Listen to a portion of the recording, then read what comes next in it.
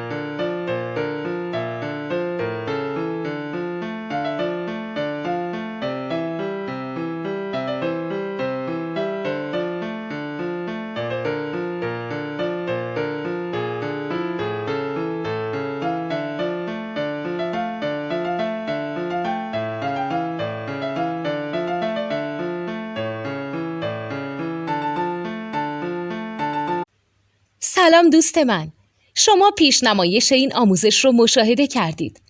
برای دیدن آموزش به صورت کامل میتونید به وبسایت نوت 2 که مرجع آموزش موسیقی هست مراجعه کنید.